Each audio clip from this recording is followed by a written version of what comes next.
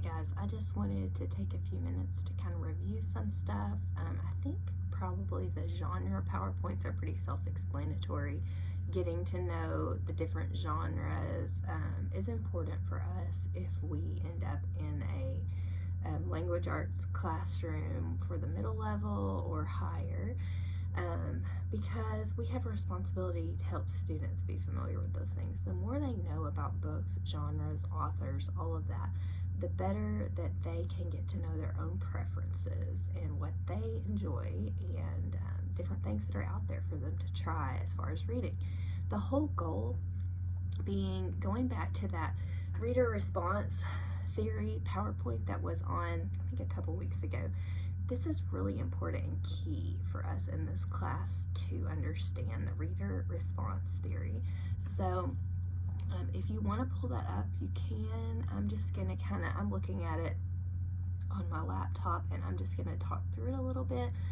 Not all of it, just kind of hitting the high points here, but obviously I think hopefully we all understand that literature is really important. It's really powerful for students to be an empowered, proficient, fluent reader and to understand what they themselves like as a reader and understand that how to navigate the kinds of texts that maybe they're not as familiar with or not enjoying as much, but that they can still do it. The reading cycle is really important, and that is really what all this comes back to. This is my whole goal. I want my students to get in the reading cycle. This is even my goal at home for my kids at home. My daughter is a third grader, and she, up to this point, I didn't feel like had really gotten into the reading cycle. What is the reading cycle? Let's stop for a moment, and that's on that slide. It's kind of messed up on my computer, so hopefully it wasn't for you, but it basically says the more reading a child does, the better reader he or she becomes. The better reader he or she becomes, the more they enjoy it, right? The more they enjoy reading, the more reading they want to do. And then it just keeps going. They become a better reader. They enjoy it. They want to read more. It keeps going. It's a wonderful cycle. It's my whole goal. So back to my daughter. She's a third grader, and this year she discovered some books she really likes called Owl Diaries that are kind of a mishmash graphic novel / chapter book for younger readers. Might be more for younger age, like first, second graders, but very appealing, even as you go older. And that's another reason why my classroom for fifth graders, even for seventh and eighth graders, when I taught them, I had levels that went down. I had books that went down in level, books that appealed to much younger readers. I even had picture books in the classroom that would have appealed to, kindergarten, first grade, because those kids are not past that for some of them. For some of them, they're still very childlike, and they still enjoy reading Little Red Riding Hood picture book. I'm not kidding, they really do. Especially fifth graders. They were still really into stuff like that. Seventh and eighth grade, not as much. Although they still liked some of the younger chapter books, but not really the picture books. Now, there are picture books that are made for that age group, and I hope you got that from the picture book presentation. But as far as like Little Red Riding Hood, they were past that kind of thing by 7th and 8th grade, but I still used picture books a lot in my instruction, like Chris Van Allsburg, Margaret Wilde, lots of great picture books that are really meant for that older age group. And then with my 5th graders, like I was saying, I kept a lot of books that are more aimed at even first, second, third grade in there because they still enjoy that stuff. I had some kids that still wanted to read Magic Tree House. That's okay. And for some of them, that was a good fit for them, reading level wise. And so you want to make all different levels available within your classroom as much as possible. So for my daughter, I really encouraged those Owl Diaries because she was into it and she couldn't wait for the next one so she could read it. I mean, I made special trips to the library for pickup so that I could get her more books in the series and keep her in that reading cycle. Unfortunately, she finished the series, but I have seen a difference in that now she's in the habit of picking up a book at night before she goes to sleep to read for a little bit. And so that's what we want. We want them to be in that habit and getting better and enjoying it more. Okay, so that's a really important thing, that reading cycle. The question, is it really reading if no meaning is being constructed in the reader's mind? So think about yourself. If you're having to read a textbook for class or something, or even a pleasurable reading, this can happen. Say you get to the end of the page and all of a sudden you realize, I didn't understand anything I just read on that page. My mind was on cooking dinner, or my mind was on a problem I'm dealing with at work. And so what do we as proficient adult readers do? We go back and reread it. Sometimes kids don't realize that, and so that's how a child ends up coming to school, failing an AR test or another reading type of check, and saying, I don't know what happened. I read this whole thing. And sometimes as a teacher, you recognize that this kid is telling the truth. They really did, but they didn't understand it. And so there's been a breakdown in their understanding of what reading is.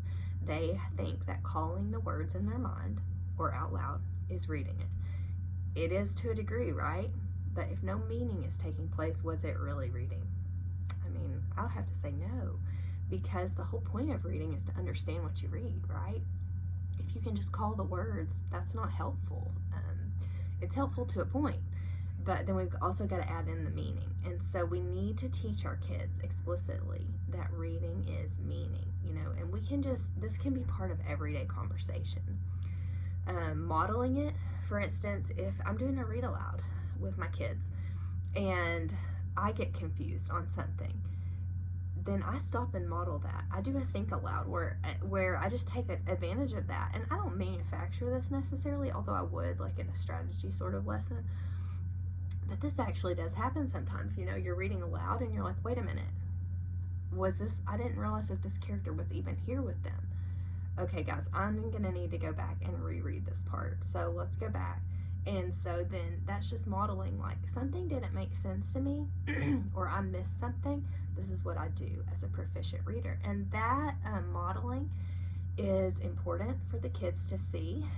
You can also explicitly state, now guys, I really didn't understand what happened here. So I'm going back to reread it, because if I didn't understand it, did I really read it? I didn't. So I need to go back and reread it so that I can understand it, and then I can move forward. Okay. Then there's also the transactional theory of reading. It says reading is transactional. This idea, it comes from Louise Rosenblatt, who was a reading researcher back in the 30s. She worked through the, I think, late 70s, 80s. She found that meaning doesn't just reside on the ink spots on the page. The words on the page bring a meaning, right? But real meaning is created when a reader, with his own background knowledge, experiences, understandings, comes to the ink spots on the page, comes to the words on the page. Between these two together, a meaning is created. And that's why one person can love a book and another person can hate it.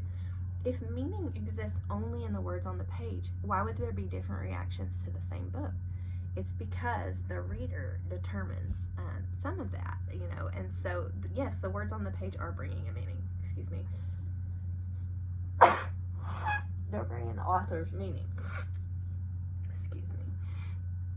But the reader also brings his or her own unique life experiences to a text, and between those two together, that's the transaction that occurs to make meaning in the text for a particular reader. So that's a really important theory to understand, and I think especially if you end up in a middle school or junior high classroom, it's very important for us to remember that, because for me, I don't want to be that teacher that I had in junior high and high school, that we would read a poem and analyze it to death, and then she would say, now this is what it really means. How do you know, is what I would say, and I would drive my teachers crazy saying, well, how do you know that's what the author intended? Well, we just know. No, it can mean something different for each and every one of us, and so there needs to be space for readers to respond and to have that transaction occur individually. Yes, we can teach them that this probably means this, but can we leave room for a personal interpretation? I think we have a responsibility to do that. So that kind of goes against how a lot of us were probably taught, and so we do have to make an effort to overcome that and try to be a little different in our own instruction so that we don't do that to our students. Then there's the thing about stance. This is also very important. Students need to understand why they're reading a text. Are they reading it for information, to take a test, to have to answer questions, to engage in a discussion? That is an efferent stance, and that is okay to know that they need to read it that way, right? If I had a textbook for this class and I said, just take this home and enjoy chapter 1. It's going to be so great. You're going to love chapter 1. It's just inspirational. And you took it home and you went through it and you're like, yeah, that's nice. I like these ideas. And then you came back to class and I said, now I want you to take this test over it. It's a very minute test with all these little details from the text. You would probably be pretty unhappy with me. And that's because I gave you the impression that you were reading it for pleasure, for enjoyment, right? I didn't say you need to read this because there's going to be a really detailed test over this chapter. So there is a place for efferent stance, especially in our schools. And so we need to let our students know when they're going to be reading it efferently versus the other one is aesthetically, which is kind of how I described how you should read chapter 1 with for enjoyment. It's going to be so inspirational and cool. This is also the stance we want our students to take in their independent reading, that they're reading for pleasure, that we read for the experience of understanding a new character or another person's way of life, or just to see themselves better, that kind of a thing, whatever. It's basically for enjoyment. So there also needs to be a place for that aesthetic stance. And then it talks about how they can exist on a continuum and all that. Continuing on, response to books, this can be important. Sometimes response can just be discussing a book, telling someone else about a book. One way that I typically naturally respond is if I've read a good book, I want to tell others about it. So I might post it on my Instagram to recommend it, or I might text my mom and say, hey, I think you'd like this book, or a friend of mine. Those are very natural responses. What is not a natural response is for me to sit down and write a book report over every book I finish. That would be torture. I read a lot. I listen to a lot of audiobooks. So for me to have to do that would not be fun. Okay, continuing. So I guess the point is we need to realize there doesn't have to be a response to everything, at least not a kind of forced response where they have to do notice I'm not making you do book talks or read alouds on every book you read in this class. I am asking that you write them down on your reading log, but I'm not making you do something for every single book you read in this class. Now, we do have discussion threads on some of our books. Part of that is because we are talking about literature circles, and that is kind of with literature circle books, you do want there to be discussion. We have one literature circle project that we are going to engage in, and I can't remember, I think I removed the group requirement from that. I usually have people do it in a group. I want to say I made it independent this time just because of our situation with all being online and spread out. I have to look back at and see because I forget what changes I make from semester to semester. Okay, so let's see. I'm kind of looking through this PowerPoint about the reader at this point. There's the book award things.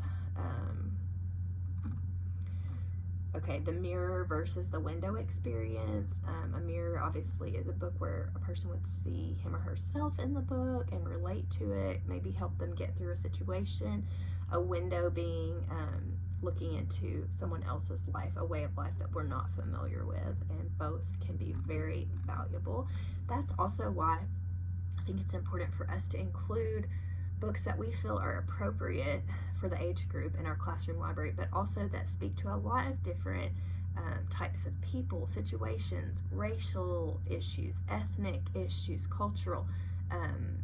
family situations, because we don't know who we have. We don't know if we might have students who have experienced family members that use drugs, like Hey Kiddo, or use alcohol excessively. And so including books like that, if we feel they're appropriate for our age group in our classroom, is important to help students be able to see themselves, or for them to be able to have empathy for another person that they may know that's in a situation like that. I think it's so important. And you guys, science actually has found that reading fiction can make us better people, makes us more empathetic, can change our personalities to be more understanding and see different sides of issues that we might not have before. Isn't that cool? So it is important. It really and truly is. We want to, as teachers, we want to develop readers. It has this list of things. Basically, the main goal, besides getting in that reading cycle, which goes along with this, is to develop lifelong readers. And so when we think about developing lifelong readers, I think of, well, what do I do as a lifelong reader? What do I let myself have? Well, guess what? I don't make myself read a certain amount each day. I don't make myself sit at a hard table and read. I don't force myself to read books that don't look good to me. I give myself choice in what I read. I let myself listen to audiobooks. I get so many books read that way. I let myself have time when I feel like reading. If I'm able to take that time, I let myself do it whenever I feel like it. I let myself do it in cozy places, like in my bed. What else? Think about what else you give yourself. I give myself social interaction over books. I let myself post on Instagram. I let myself talk to people about good things that I've read. Think about other things that you do as a lifelong reader. And that's okay if you're in a place where maybe you feel like you haven't been reading very much. Well, hopefully for this class you have, but like maybe before this class you felt like you had kind of gotten out of the habit of reading. That's okay. Think about a time when you were reading more, maybe now, and what you allow yourself. And I know you're having to read certain stuff for this class, and I hope most of it is enjoyable for you. But I do want you to think about times when you've really been into reading, and what is it that has helped you continue in the cycle. And those are the things we need to try to extend to our students, giving them comfortable places to sit as much as possible, letting them be social over books, letting them have natural responses to books, to talk to people, to post, to draw a picture that was inspired by the book. My kids, when they were younger especially, wanted to act out parts of the book. Like when we were reading Little House on the Prairie, my daughter wanted to pretend that we were Ma and Mary or Laura, and so I found myself acting out Little House on the Prairie a lot of times with her. That is a natural child response to books. And older kids react naturally in different ways, and that are really, really cool if we allow them to do that. Okay, I'm trying to hurry here because this just keeps going and going. That Kane Burns model, I don't know if you took a moment to look at that or not, but those are pieces of an engagement model, and that is things for us to consider trying to extend to our kids so that they will become lifelong readers. So there's like giving them time, giving them choice, giving them social interaction, letting them take risks. It's okay to pick a book, realize this is too hard for me right now, or this is not something I'm interested in, and letting themselves say, you know what, I took a risk and it didn't work out, I'm going to return it, no problem, and start a different book instead. Anyway, that's just a few of the things that we need to give ourselves. That is something I give myself as a lifelong reader, which is the ability to abandon a book if I do not like it. Okay. It says your job as the teacher, read and be familiar with lots of books for kids so that you can be the expert. You can recommend books that you think that would be a good fit for them. And then community comes into play a lot here too. I had pictures on here of Number the Stars and The Lightning Thief to remind me of a child that I taught as a 5th grader. And she still remembers this too. She is actually a language arts teacher now at the same school that I taught at. And she has told me that this made a mark on her, and I think it's really cool. this child was not in the reading cycle, but she had enjoyed as a fourth grader Number the Stars, which they had read as a class. She loved it. Number the Stars by Lois Lowry. So at the beginning of fifth grade, I was trying to help her connect with a book. So I said, well, what have you really enjoyed before Number the Stars? Okay, so then I'm trying to think of other World War II books that she might enjoy. So she had tried some different ones. Nothing was clicking for her. Then she came to me one day and she said, I found the book that's making me want to read that I love. And I said, what is it? And she said, it's The Lightning Thief by Rick Riordan, the first book in the Percy Jackson series. So I'm like, great. Well, another student had recommended it to her because there was time for this social interaction. Another student had suggested that she try that. She absolutely loved it. It was nothing like Number the Stars. Absolutely nothing, except for there's adventure. And so I would have never thought of that as the teacher to recommend that one to her, but someone else did, another student in the fifth grade class. And so that is a great benefit of having a reading community kind of atmosphere in your classroom. Let's see what else. There's some stuff about context, engagement. We need to provide immersion into many different types of texts and books. That is what we talked about earlier with having lots of different levels that they can fit everyone in the classroom, hopefully, and lots of different genres. That's why we're becoming familiar with all the different genres. And so that is the end of that particular presentation, thankfully. So last week, I think you looked at, let's see, I think fantasy sci-fi, right? And the week before that we had actually back in October, contemporary realistic fiction, historical fiction, picture books. That is a really key thing. Using great picture books can be so helpful. This week we have biography, and next week nonfiction. These are pretty closely related to each other, kind of overlap sometimes. So I hope that you are feeling okay on the genres. Please let me know if you have confusions or questions about the genres that we are going through. I'm going to also post a link to me reading aloud one of my favorite nonfiction / biography books. It kind of straddles the genres. Passage to Freedom, the Sugihara story, which I probably cry at the end of the video. I think I did. I cannot get through that book without tears. It is very difficult, but it attests to the power of nonfiction as well, and biography. I see we also have poetry next week. Actually, it's the week after Thanksgiving.